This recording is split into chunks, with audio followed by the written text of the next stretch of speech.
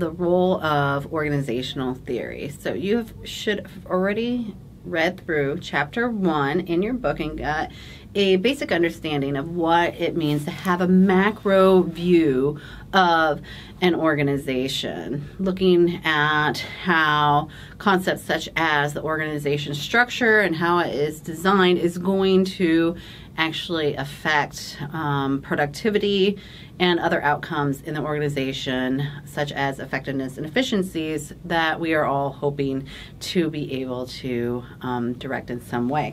So I want you to look at page 59, Exhibit 2.1 in your book, and it is going to basically talk about how all of the different components of what we're going to look at in this class kind of meld together. So it's an overarching view of the role of organizational theory or organizational design.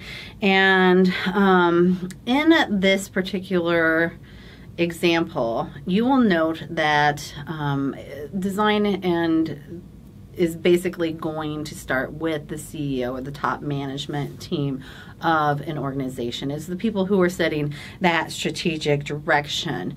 So as we go across from the left to the right in the model, we will see that the next step is strategic intent.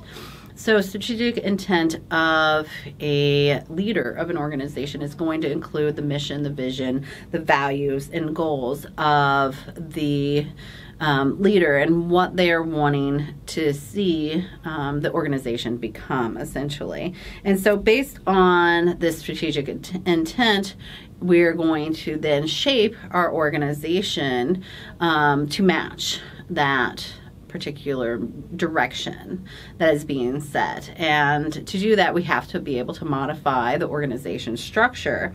So the idea of, designing the organization means that we need to think about all of the different components of our organization and how we can basically direct them, create them, and at times eliminate certain areas from our organization in order to make it go in that direction that we are intending. So with the hope that then that will be productive and effective in the industry that we're working in. So let's look at the red box in this particular model, and it talks about organizations design specifically. It talks about structure, form, information and control systems, production technology, human resource policies, organizational culture, and interorganizational linkages. These are different elements or topics that we're going to be talking about throughout the semester and how it all links back to influencing and shaping an organization structure.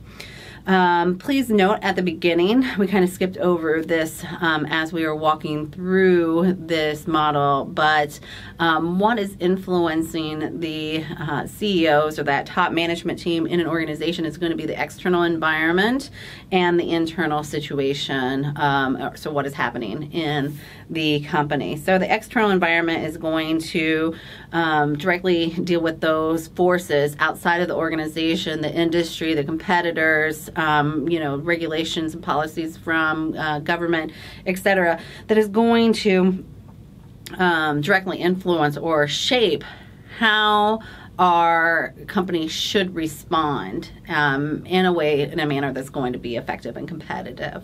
So, for instance, if we were in the technology field and our competitors were putting out new products consistently, then obviously in order for us to stay legitimate in that particular industry and relevant for our customers, we're going to need to come up with more and more products in a faster rate. To do that, we're going to have essentially an organization structure that is going to be flexible, that is going to be able to come up with creative and innovative products that are going to be able to be produced in a very fast and efficient manner. And so to do that, we have to have a more organic structure rather than a mechanistic organizational structure, which it tends to reflect industries that are more stable, that don't necessarily have a lot of forces that are creating external change, right? So that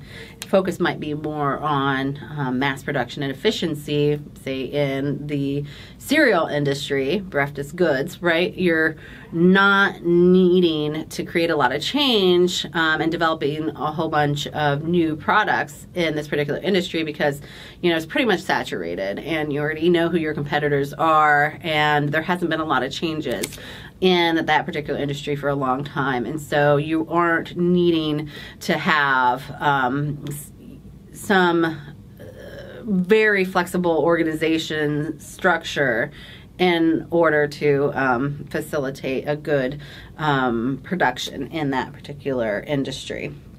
When it comes to the internal situation, we are looking at the strengths and weaknesses of our particular core competencies, the leadership style, how we performed in the past, our resources that we have, our, you know, and the resources could include our employee skill base, etc.